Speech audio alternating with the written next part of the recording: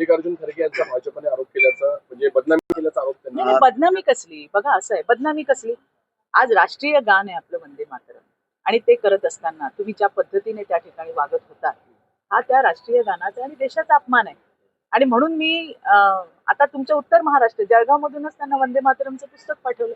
तर तिकडे ते वडेट्टीवार तुम्ही बघितलं की कशा पद्धतीने बोलले. हे महिलांशी बोलायची जी पद्धत आहे ही अशा पद्धतीची आहे का? आणि दुसरी गोष्ट आहे की जेव्हा तुमच्याकडे काही राहत नाही बेस, तेव्हा तुम्ही महिलांच्या वैयक्तिक आयुष्यावर बोलता. माझ्या नवऱ्याबद्दल तुम्ही बोलता, तुम्हाला काय अधिकार आहे? तुम्हाला माहिती तरी आहे का त्या केसचं काय झालं आणि काय नाही झालं? म्हणून मी त्यांना म्हटलं की काही बोलताना थोबाड नंतर उघडा, आधी माहिती तर तुम्ही घ्या. त्यामुळे जेव्हा आपल्याकडे काही नसतं, बघा मी काय आज राजकारणात आणि समाजकारणात आलेली नाहीये. मला 28-29 वर्ष झालेली आहेत आणि यांच्यासारखे लांडगे असे खूप मी पाहते आणि खूप जणांना बघितलंय. त्यामुळे असं आहे की आम्ही यांच्या अशा हलकटगिरीमुळे, नीचपणामुळे आम्ही आणखीन तयार झालोय की यांच्याशी कसं भिडायचं. आणि म्हणून आम्हाला माहितीये यांना उत्तरं कशी द्यायची जेव्हा तुमच्याकडे काही राहत नाही. मी साधा प्रश्न केला होता, राष्ट्रीय गान आहे आणि त्या राष्ट्रीय गानाचा अपमान तुम्ही वेडी म्हणता. हो, मी तयार आहे, मी 100 वेळा वेडी व्हायला तयार आहे. जर माझ्या देशाचा अपमान होत असेल त्या ठिकाणी आणि जर तुम्हाला समज द्यायची असेल, तुम्ही मला वेडी म्हणणार असाल तर येस. पण यांना मुद्द्यावर बोलायचंच नसतं, यांना विषय दुसरीकडे न्यायचा असतो. यांना महिलांच्या वैयक्तिक विषयांमध्ये जास्त इंटरेस्ट आहे. आता आम्ही जर यांच्या वैयक्तिक विषयात घुसलो तर हे कुठे पळतील मला सांगा तुम्ही. त्यामुळे यांची अवकातच तेवढी आहे की दाखवून देणं गरजेचं आहे. त्यामुळे खरगे जे काही म्हणतात त्याच्यात काही एक तथ्य नाहीये. राष्ट्रीय गान इस देश में रहना होगा तो वंदे मातरम कहना होगा. आणि म्हणून जर तुम्ही नाही म्हणालात तर तुम्हाला जशाच तसं ठोस उत्तर हे आम्ही नक्की देऊ. हे हे हे यांचे थोतांड आहेत सगळे. आमच्या मोदीजींचा नारा आहे, आपल्या मोदीजींचा नारा आहे, कारण या त्या देशाचे प्रधानमंत्री आहेत. सबका साथ सबका विकास. आज या समाजांसाठी, ज्या समाजांमधून खरगे साहेब येतात, त्यांच्या समाजासाठी त्यांच्या सरकारने काही नाही केलं तेवढं मोदीजींनी केलेलं आहे. त्यामुळे त्यांनी आम्हाला शहाणपणा शिकवूच नाही. नाही, त्यांची जी सभा झाली खरगे साहेबांची, त्याच्या मागचा काय उद्देश असेल त्याची माहिती मी नक्की घेईन. पण मी तुम्हाला जबाबदारीने सांगते, भारतीय जनता पार्टीचे एक कार्यकर्ता म्हणून सांगते, सगळ्या समाजाला सोबत घेऊन चालणं हाच आमचा अजेंडा आहे. आज आमच्या सोबत सुद्धा, माझ्या संघटनेत सुद्धा अनेक अनुसूचित जाती जमातीच्या महिला आम्ही एकत्रितपणे काम करतो आणि त्यामुळे असे बेछूट आरोप जे केले जातात ते चुकीचे आहे.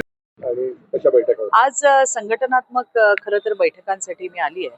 त्यामुळे 2 दिवस संघटनात्मक बैठक, 1 दिवस जो आहे तो दौरा आम्ही आखलेला आहे, ज्यामध्ये आपल्या महिला बचत गटातल्या महिला किंवा आणखीन वेगळ्या वेगळ्या योजनेच्या लाभार्थी, या लाभार्थ्यांची भेट आम्ही त्या ठिकाणी घेतली.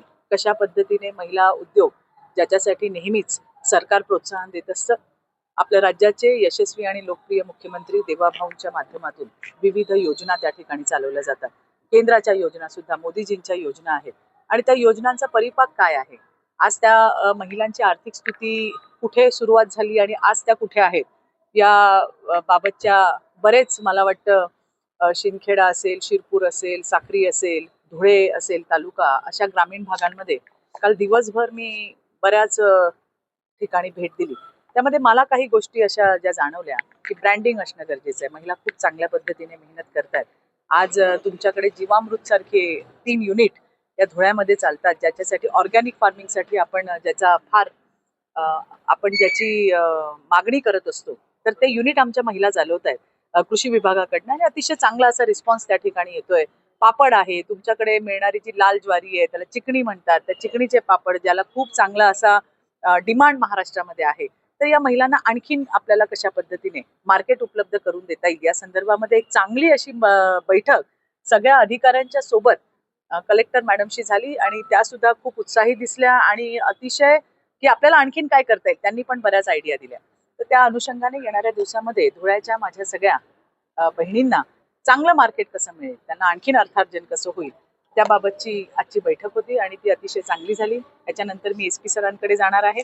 एक विषय माझ्या लक्षात आला, तो म्हणजे जळगावमध्ये शाळा आणि कॉलेजेसच्या बाहेर काही विक्रेते आहेत, त्यांनी हे छोटा फोन तुम्हाला मी दाखवते. हा एवढासाच फोन आहे, हा फोन आहे याच्यामध्ये 2 सिम राहतात, ड्युएल सिम, ब्लूटूथ पण कनेक्टेड आहे. तर ते फोन लावून देणं असे प्रकार चालू होते. तर SP जळगावचं मी कौतुक करेन की त्यांनी महिला आपल्या साध्या वेशातल्या आपल्या महिला पोलीस पेट्रोलिंगला सगळ्या ठिकाणी पाठवले आणि त्यांना हा विषय लक्षात आला की कुठल्या मुलांना फोन लावून देतात, मग त्यांचे पैसे ते घेतात आणि मग याच्यातनं आणखीन काही अनुचित प्रकार होऊ नये त्यामुळे त्या मुलींचं काउन्सिलिंग, त्यांच्या पालकांना बोलवणं याच्यासारखा एक चांगला उपक्रम त्यांनी केलाय. तर हा मी फोन सगळ्या एसपींना आणि कलेक्टर्सना दाखवते की हा जो जळगावचे जे धिवरे म्हणून SP आहे त्यांनी जे हे केलंय तर कदाचित असू शकेल की धुळ्यातही असं काही असेल तर त्याच्याबद्दलची पण माहिती. आणि हा फोन मी त्यांच्याचकडून घेतलाय की म्हटलं मला एक फोन द्या तर मला सगळ्यांना दाखवता येईल. तर हे असे जे नवीन नवीन काय काय गोष्टी समोर येत आहेत ज्याच्यातून असं आहे की बाबा समाजामध्ये जरा अडचण होऊ शकते आपल्याला, तर त्या गोष्टी ज्या समोर येतात त्याही मी त्यांना दाखवल्या, त्याही बद्दल त्यांच्याशी मी बोलले आणि त्यांनी पण मला आश्वस्त केलंय की येस ताई आम्ही पण आमच्या इथे धुळ्यामध्ये या ठिकाणी नक्की लक्ष देऊ. अशा पद्धतीची चांगली चर्चा झाली. असं की आज काँग्रेसचं राज्यभरात आंदोलन होतं. की आपण बघितलं की कशा पद्धतीने बोगस वोटिंग किंवा एकच मतदार इकडेही मतदान करतोय तिकडेही मतदान करतोय. जे निवडणूक आयोगाच्या ज्या गाईडलाईन्स आहेत त्याप्रमाणे SIR गठीत झालेलं आहे आणि त्या पद्धतीने काम चालू आहे. बरं त्याच्यामध्ये त्यांनी असंही सांगितलं की सगळ्या पक्षांचे प्रतिनिधी पाहिजे, फक्त भाजप आहे का त्याच्यामध्ये?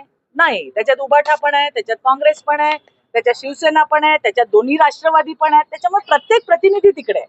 त्याच्यामुळे ती ट्रान्सपरन्सी आहे की बाबा तुला काय वाटलं तू सांग, तुला काय वाटलं तू सांग. सगळेजण हे मिळून करतात आणि त्याच्यातून जर असे बोगस वोटर निघाले असतील आनंदाची गोष्ट आहे. आणखीन चांगल्या पद्धतीने फेअर, आपण ज्याला फेअर इलेक्शन्स म्हणतो, ज्याची मागणी सातत्याने केली जाते ते आता त्या ठिकाणी होतंय. तर आमच्यासाठी तर आनंदाची गोष्ट आहे. आणि मला असं वाटतं जे काम करतात त्यांच्या मागे जनता उभी राहते. आम्ही काम करतोय म्हणून आज भारतीय जनता पार्टीचं नेतृत्वामध्ये आज त्या ठिकाणी महायुतीचं सरकार आहे की जे येतील त्यांचं स्वागतच आहे. आज ते इकडे आले तसं त्यांनी थोडस तिकडेही जावं.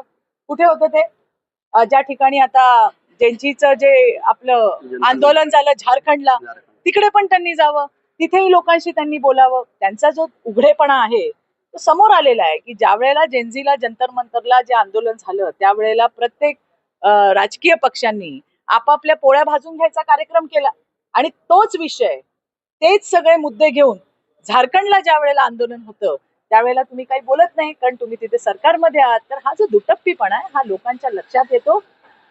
बरं मला असं स्वतःला वाटतं पेपरफुटी आज नाही झाली, याच्या आधी पण कित्येकदा झाली आहे. भाजपचं सरकार नव्हतं तेव्हा पण झाली आहे. पण त्याच्यावरती जी आपण म्हणतो की एक ठोस उपाययोजना ती झाली नव्हती, ती आज मोदीजींनी केली ना. फास्ट ट्रॅक कोर्ट्स केले, कडक मध्ये कडक शिक्षा केली. तुम्ही काय केलं? तुम्ही आतापर्यंत या मुलांच्या या पिढीच्या भावनांशी खेळलात आणि त्यामुळे तुमच्यातला जो फरक आहे, तुमचा जो दोगलेपणा आहे तो लोकांच्या लक्षात आलाय. त्यामुळे ते पुण्यात येऊ, ठाण्यात येऊ का अजून कुठे येऊ काही फरक पडणार नाही.